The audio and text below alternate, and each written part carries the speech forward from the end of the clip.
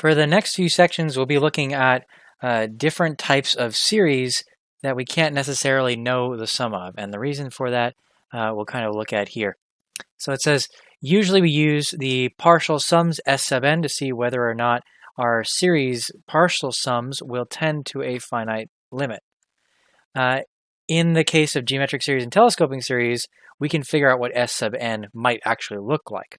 As it says here, in the majority of cases, there is no nice formula for S sub n. So we're going to have to find some other way to figure out if a series will converge or diverge. And so there were some notable names here. Cauchy is going to be the biggest name in determining convergence. Cauchy actually has his own type of convergence. It's a pretty interesting field, but there are tests that were developed by these mathematicians in order to determine whether a series will converge or not. So as it says here, we're exploring methods to determine whether or not a series converges. It's a yes or no question. If it's no, diverges. If it's yes, it converges, and that's it. We won't be able to know any more sums from this point on. So the only infinite series we can really figure out the sums for are geometric or telescoping. So we'll figure out, first off, some properties. This is our second, or this is a revisiting, rather, of the theorem 10.8 we saw last time, in fact. Right, so for this particular conversation, for now, we're only going to talk about a sub k being greater than 0, our sum n being greater than 0. There is a separate test that we're going to look into called alternating series, which will actually come about in its own section later on. So in this particular restriction, we'll again revisit our properties. Right, we have the constant multiple. So if we have each of our terms multiplied by some c, we can take the c out, evaluate, put the c back in. If we have two series that are added or subtracted, we can separate them into two different series and then evaluate each of them and subtract or add the answers. And lastly was the concept of the tail. The particular index we use does not matter as long as we have a finite positive integer. And so we've seen that since we are not going to be looking at values, this last sentence tells us the value of the convergent series changes if those non-zero terms are added or deleted. So really it's not going to make a difference because, again, we're asking only, does this converge or not? So we're going to be able to essentially, a lot of the time, kind of ignore that starting index. So the leading terms are going to be the small index terms, the stuff that happens at the beginning of the series.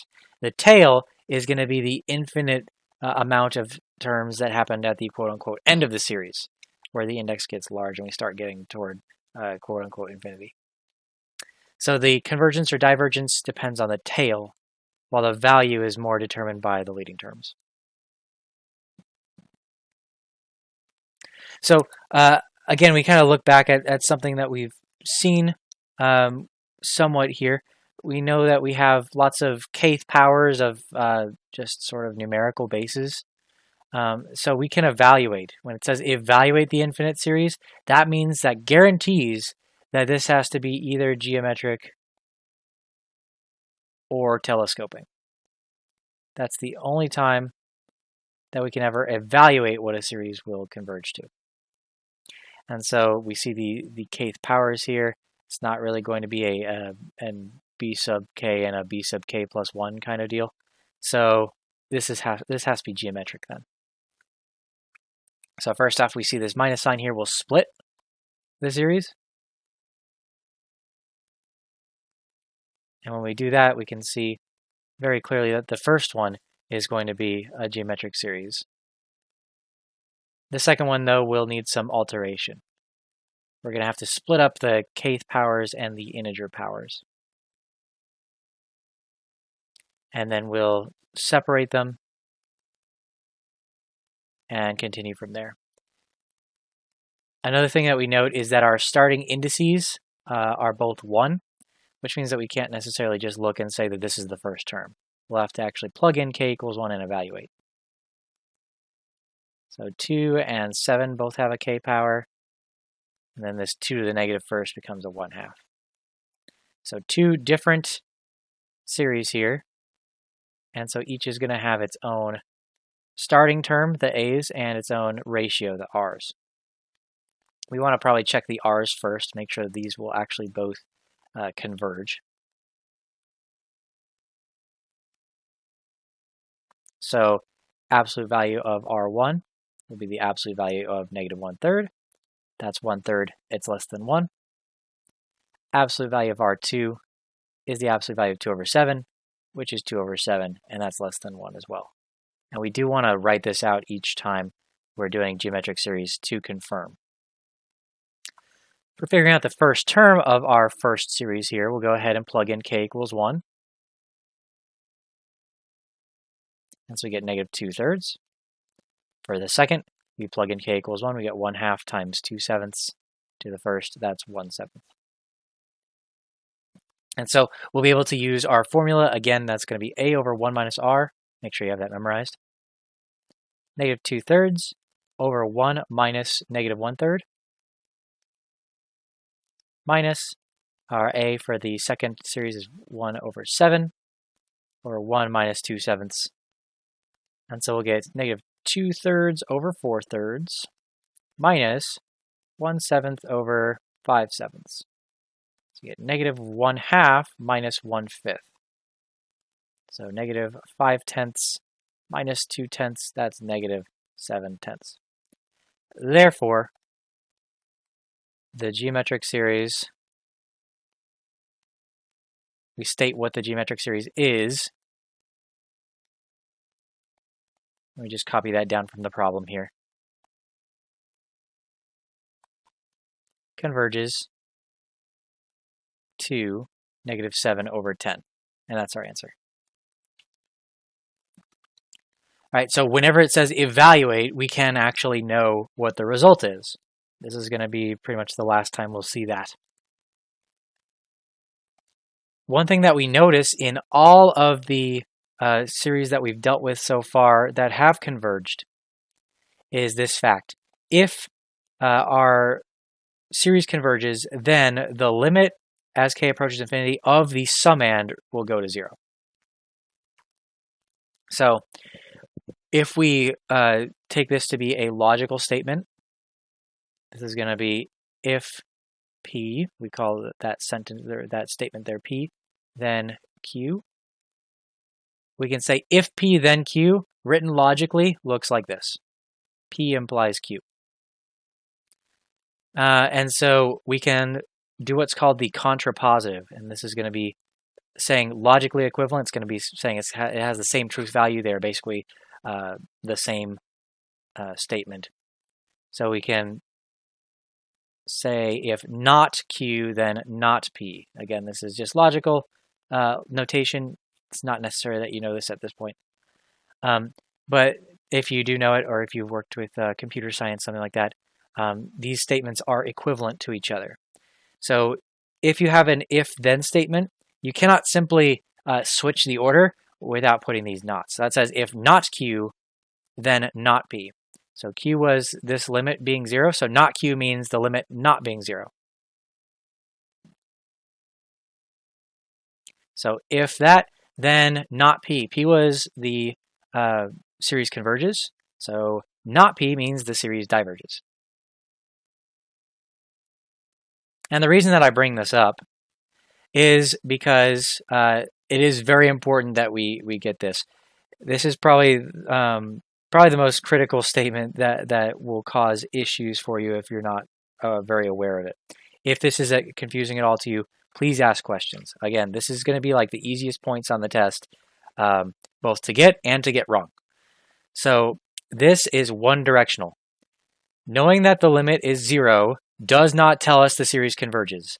So we can't just look and say, hey, these shrink down to 0, so this series must converge. Although it is necessary, we do have to have these guys go to 0 in order to even talk about whether our series converges or not. It is not enough, though. It is not a sufficient condition. So not only do these terms have to go to 0, But we have these tests that we're going to come up with for seeing, do they go to 0 fast enough to actually get us convergence? So we can't just reverse the order. We can't say that the limit going to 0 is enough to say this converges. Right? These guys do have to go to 0. These terms do have to go to 0 to get convergence, but they have to go in a very specific way that the limit can't tell us. So what we'll have is the divergence test only tests for divergence. The only thing that you can ever take from the divergence test definitively is this case here. This is the only way we will be using the divergence test. We will look at our terms. If the terms do not approach 0, the series diverges. That is the only way that we will actually be using the divergence test to get an answer. So it'll be the first test that we usually perform, at least mentally. Because if we get that the limit is not 0, the series diverges. The only other possibility is the limit does go to 0, in which case we don't know. We'll have to say inconclusive, we'll have to try more tests. Just because the limit is 0 doesn't mean this guy converges. Right? It is step 1. It is needed, but it's not enough on its own. So, again, one more time, because this is going to be the easiest points to get, easiest points to miss. If we look at the terms and the limit does not go to 0, the series diverges. If the limit does go to 0, then the test, we call it inconclusive. We'll have to go test more stuff. All right. So here's a prime example of this, the harmonic series. So if we look at the sum of 1 over k, as k starts from 1, goes to infinity, and we look at what that is equal to, right? If we look at just the limit of this guy, if we try doing convergence test, right, the limit as k tends to infinity of 1 over k, that is equal to 0. But the harmonic series famously does not converge. Anytime that you say maybe we have a number that can limit the sum here, anytime you say there's an upper bound, this series will break it. This is a continuously increasing, as the more that you add terms, the higher this number gets, and it will go infinitely upward. So although the terms do get smaller, they do not get small enough, fast enough to overcome the fact that we are adding them together. So the limit is 0 for the summand, but not for the partial sums, and so not for the series. So just because the limit is 0 doesn't mean that this guy converges. And there's a theorem here that famously states that this harmonic series diverges even though the terms of the series tend to 0. So as it says here, determine whether the following series diverge by the divergence test or state the test is inconclusive.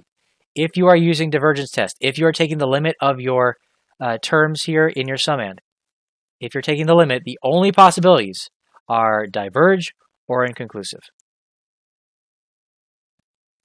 So let's take an example here.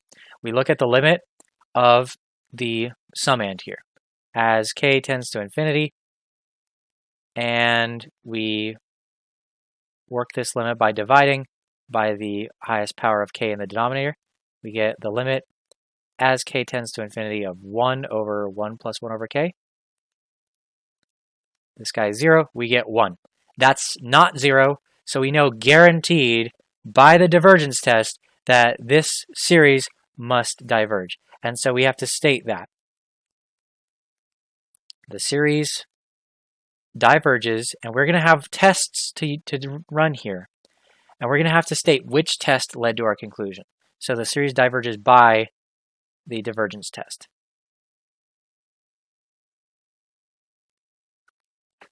So there will be questions on the test. We'll essentially only be asking answer-wise, does this series converge or diverge? And so the answer itself is going to mean very little. It's essentially going to be multiple choice in that sense. I cannot grade a multiple choice exam, so all of your points have to come from your work. And so one of the things that we're going to have to do is in our final statement here, in our conclusion, we're going to have to say which test we used to get our answer. Okay? So that's a series diverges because the terms don't go to 0. So next we look at this one. We take the limit, and every time we see a series now, we should take the limit of the summand. If it goes to anything other than 0, we're done. You don't have to do any more work, just say it diverges. This one, we go ahead and look and see that we have k in the bottom. This will go to 0. And so we say, therefore, I guess we can't say therefore, it's not a conclusion. We should have said therefore back here. So we say the test is inconclusive. So the divergence test is inconclusive. We're about to have some more tests. This is essentially not going to be a possible answer. When we have an inconclusive divergence test, it means we'll actually have to use all the tests that we come up with later. But the terms do go to 0, the terms themselves. We are adding these, though, so the partial sums could go to anything. In fact, although these terms shrink to 0, these terms also do not shrink fast enough. I'll tell you that right now. At the end of the section, we'll see what theorem tells us this fact. These terms do not shrink fast enough. This guy will actually blow up to infinity. So the divergence test can either tell us a series diverges or that we should keep testing. So we'll go ahead and take a look at this one as well. So this is something that we would normally see is a geometric series. We want to start splitting stuff up and organizing, trying to find out our first term and our r's, all that kind of stuff. But we'll go ahead and subject it to the divergence test. When we do that, we are going to have to do some similar kind of steps, right? We were going to have to split this up into 2 different fractions.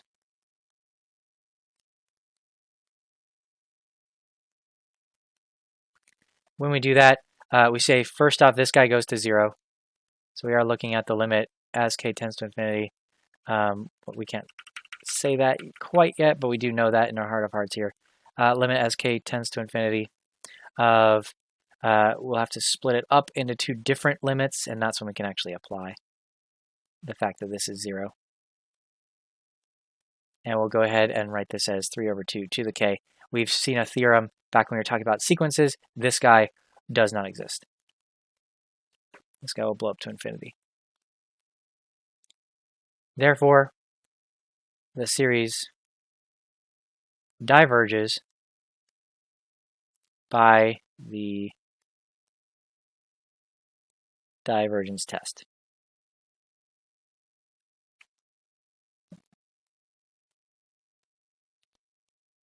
Right, so we have some of these guys that the divergence test says is inconclusive. So we're going to have to start building a repertoire of different tests that we can use after the divergence test has been run.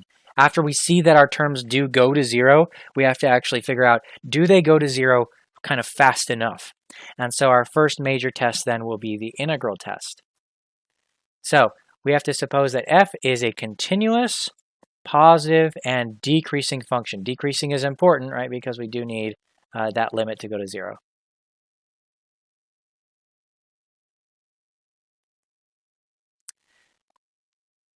Plus some other stuff. Such as, well, really the only thing I guess I can pretty definitively say, right? Plus, right, the first derivative is negative. That means that we're decreasing there. So for positive decreasing, we have to be going down to 0 there. We've already seen that the divergence test would have to show that regardless. So we're going to look just for x greater than or equal to 1, right? This is going to be indicative of our starting index.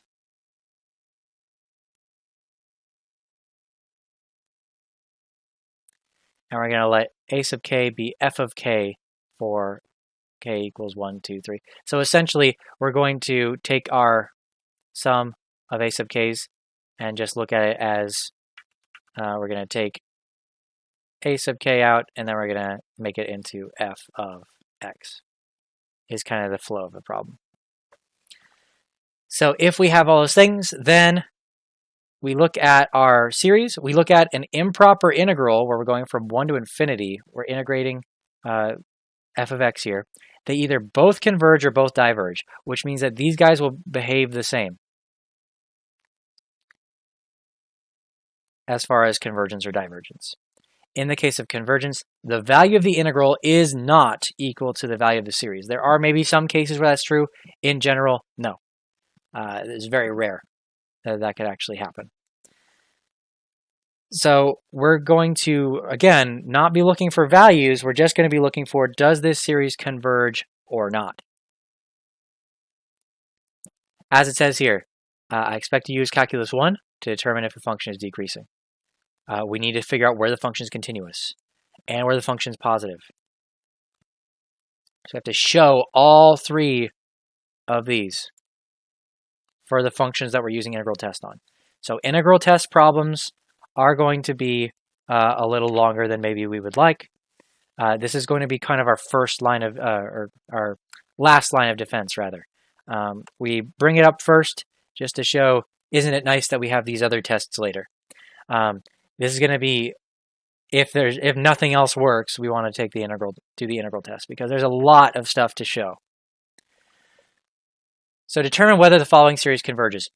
First off, every single time, mentally use divergence test first.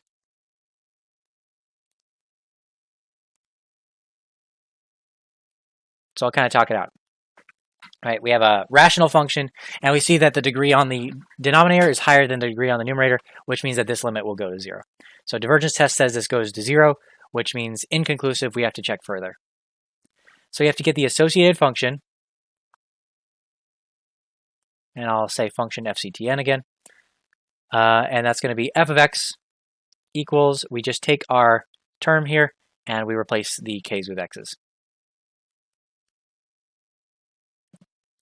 Right, so we need to figure out continuity, we need to figure out sign, and we need to figure out increasing, decreasing. So first we'll check the domain. For the domain, we look at the denominator, see where that's going to be equal to 0. So x squared should not be equal to -1. That's fine because when we take the square root, that's not a real number. So f is continuous. F continuous on -infinity to infinity. And that includes then the space from 1 to infinity. So we're good there. Next we look for sign. To look for sign, we have to figure out our number line. We have to figure out where, first off, are the domain issues. We have none. And then second, where are the x-intercepts? If a fraction is equal to 0, the top has to be equal to 0. That's the only way it can be. So we have x equals 0.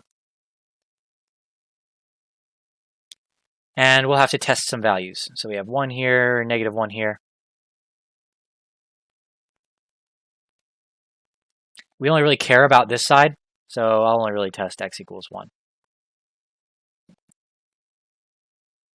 That's positive.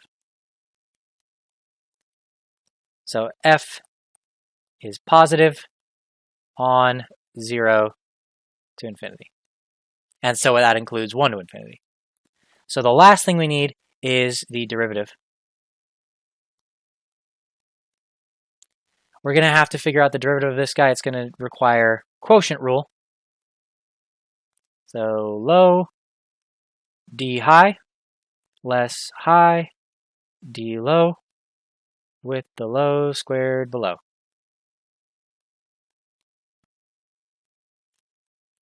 So we get x squared plus 1 minus 2x squared over x squared plus 1 quantity squared. Since we're going to be doing sign testing, I'll leave the denominator alone for sure. So I get 1 minus x squared over x squared plus 1 quantity squared.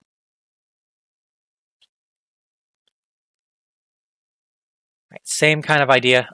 No domain issues here. So if we're looking for first order critical values where the derivative does not exist, there's going to be none. Next, we look for first order critical values where f prime of x is equal to 0. we get 1 minus x squared equals 0, right? The numerator. X squared equals 1. So x equals plus or minus 1. So we look for our sign test here. We've got -1 and 1. All we care about is to the right of 1 here. So I'll plug in, say, 3. So we test x equals 3. We get 1 minus 9 over something positive. I don't really care. I just care about the sign. So negative over positive, we get negative. So our first derivative is negative from 1 to infinity. So f is decreasing on 1 to infinity. And that means that we have all the pieces necessary, since we have decreasing, positive, and continuous. We have all the pieces necessary to look at the integral instead. So we look at the integral from 1 to infinity of the associated function x over x squared plus 1 dx. So whatever the behavior is of this integral, it'll be the same behavior of the summation as far as converging or diverging. So we have an infinity. The first thing we need to do is take that out, replace it with some limit with a variable.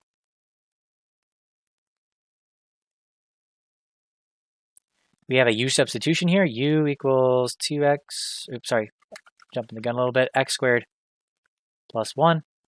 So du is 2x dx. We don't have a 2 handy, so 1/2 du will be x dx. So we got the limit as b tends to infinity of, well, I'll go ahead and take the 1/2 all the way out first. And I've got x equals 1 to b, and I've got 1 over u du. So we go ahead and work our integral here.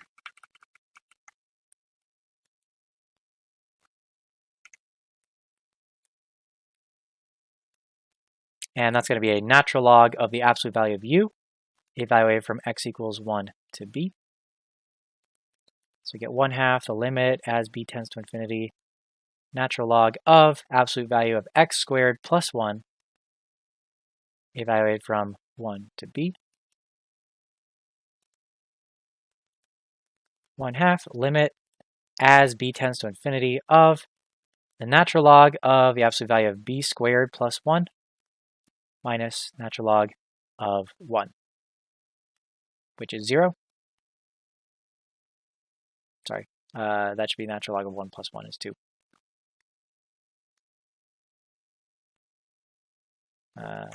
Two. There we go. So that's just a constant. This guy, though, when we apply b is going to infinity, this natural log goes to infinity as well. So this limit does not exist. All right, or I could write infinity over here. It's the same thing. This is more descriptive than saying does not exist, because this does not exist in this particular way. But either way, this integral will diverge. So the integral diverges. So we state what happened to our integral, what happened to give us the conclusion that we will reach here.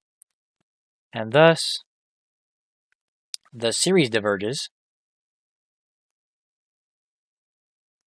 by the integral test. So we have to state what test we're using and why our result here makes it so that we get the conclusion we do from that test. So the integral diverges, thus the series diverges by the integral test. So that would be the whole thing there would be our answer. All right, so that is an integral test problem. So there's definitely a lot of pieces to it with all of the Calc 1 kind of proof that we have to do here.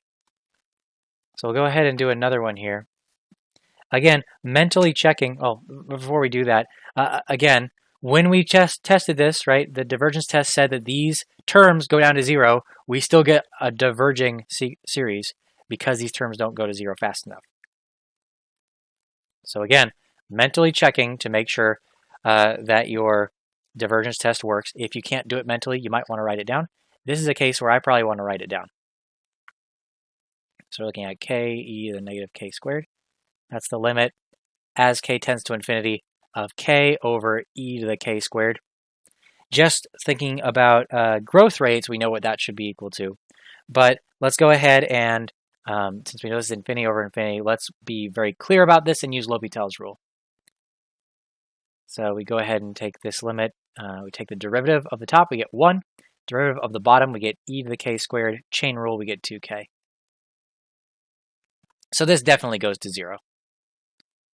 And so this guy, if we just want to write this down, divergence test is inconclusive.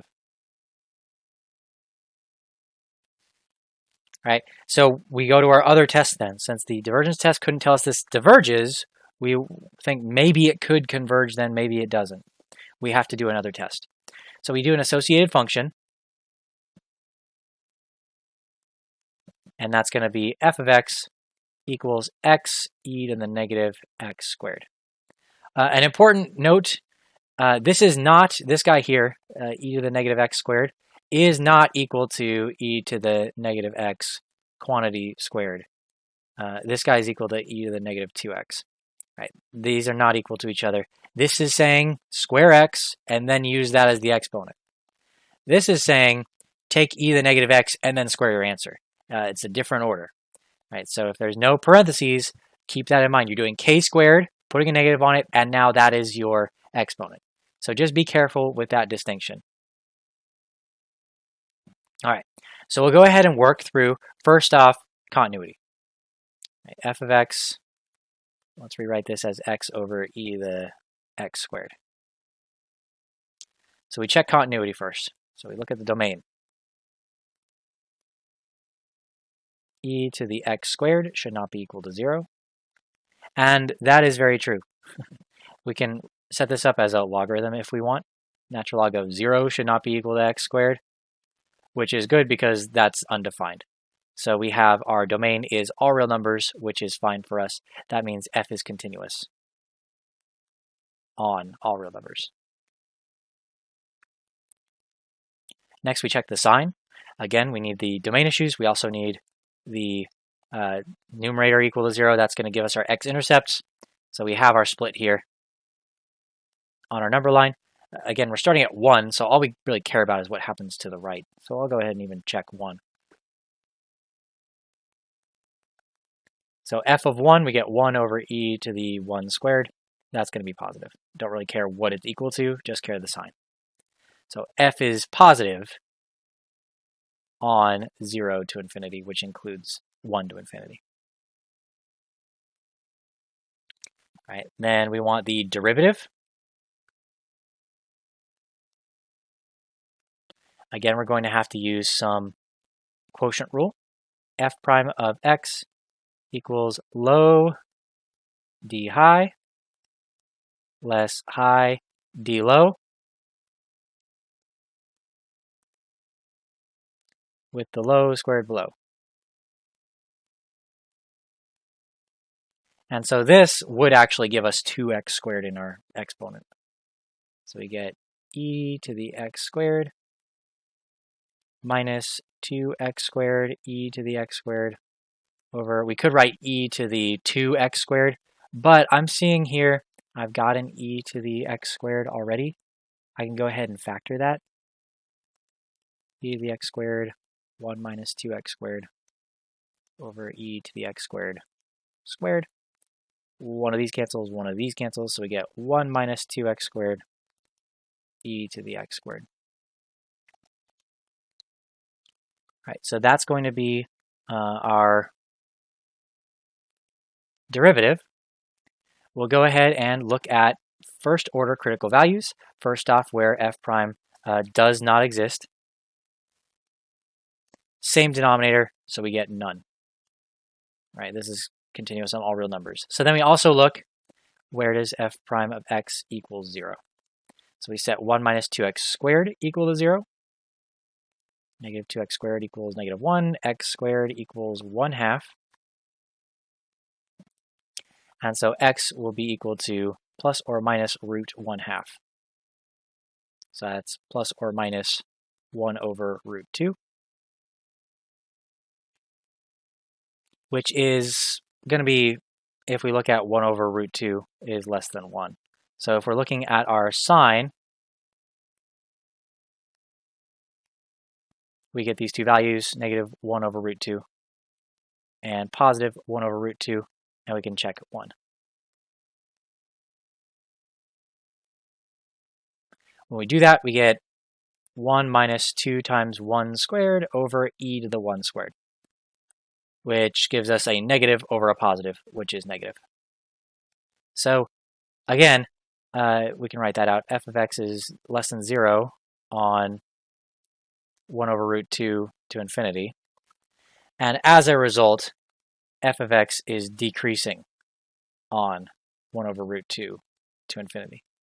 And so those are all the pieces that we need now. We've got decreasing, we've got positive, and we've got continuous. We can go ahead and set up an integral going from 1 to infinity of x e to the negative x squared dx. Same idea as before. We set a limit. B is going to infinity. 1 to b now. X e to the negative x squared dx. U substitution. U equals negative x squared. So du is negative 2x dx. We don't have a negative 2 handy, so negative 1/2 du equals x dx. So we'll have negative 1/2 limit as b tends to infinity. Integral 1 to b. We use the x dx. Sorry, this should be on x. X dx turns into du. We've got our negative 1/2 over here. We've got e to the u.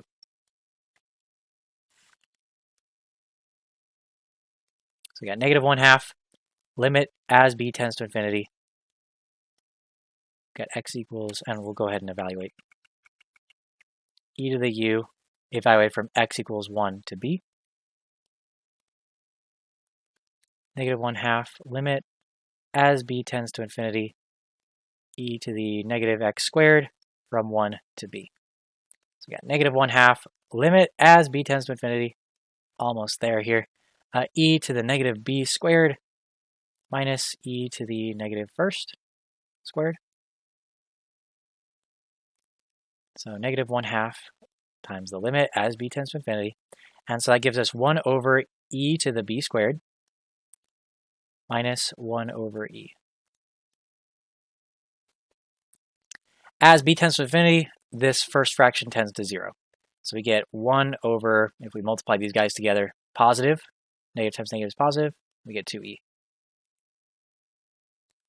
This is the answer to this integral problem.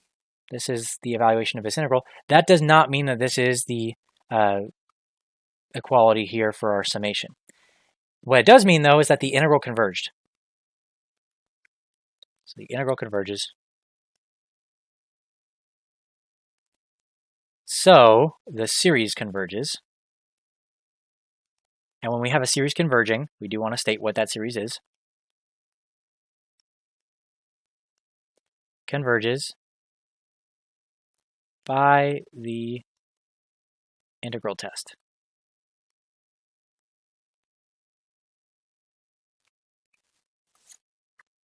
Again, we state what the integral is doing, say what we know that means about the series, and say the test we used. All right, so that's a couple examples of the integral test. Again, I know that that's long. I know that there's a lot to it. I am going to expect if there's an integral test problem on the test, that you are going to have to show all this stuff. And so you won't have more than probably just one of them. We'll go ahead and move on to then a different type of test, which is probably the easiest one we'll look at, p-series. If we have 1 over k to the p, that's a p-series, p being the power. It converges when p is greater than 1, and diverges when p is less than or equal to 1. Right, so the idea is 1 over k is the harmonic series. That's 1 over k to the first, so it's p equal to 1. That diverges.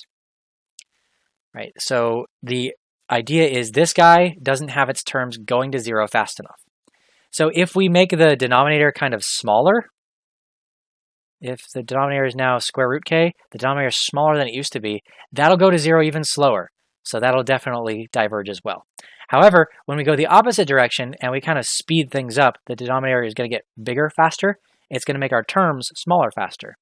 And so we'll end up converging with that guy because p is greater than 1. So all this is going to be for determining whether these series converge or diverge is just going to be a matter of writing it in the form 1 over k to the p and identifying what p is. So in this case, p is equal to 3/4. That's less than 1, which means that this won't go to 0 fast enough. So this is a divergent p series, and we state the p value with p equal to 3/4.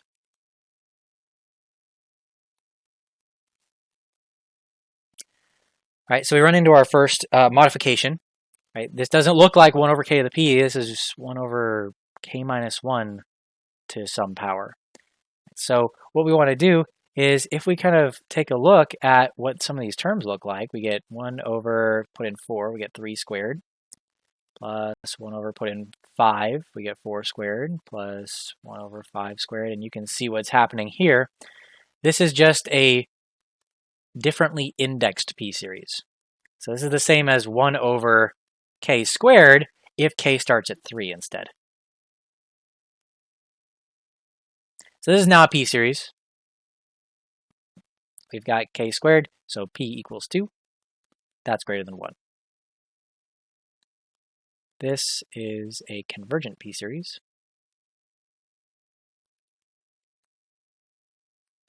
With p equal to 2.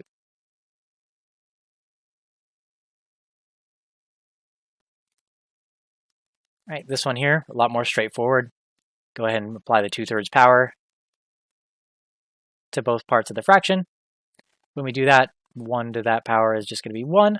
So we just get k to the 2/3. So we get p is 2/3. That's less than 1, which means this guy is going to diverge.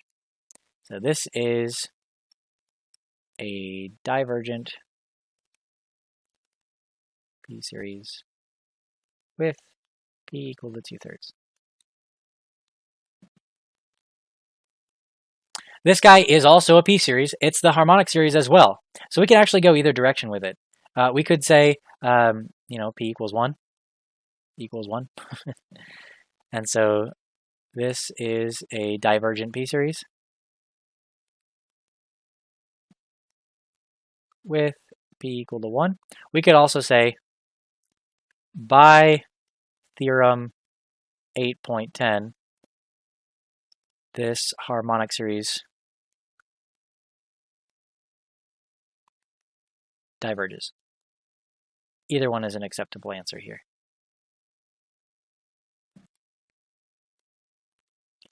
All right, looking at this one, this doesn't really look like a p series. If we take a look at the indices, or sorry, the powers on the top and the bottom here, the degrees of each polynomial, we can say they're equal. And so one thing we know about that is when we take the limit, it's likely not going to be 0. So we'll go ahead and run the divergence test here. So n squared over 1 plus n squared. Multiply the top and the bottom by that highest power of n. With the limit as n approaches infinity of 1 over n squared plus 1. This guy goes to 0, we get 1. So these terms do not go down to 0. That means that this series diverges by the divergence test.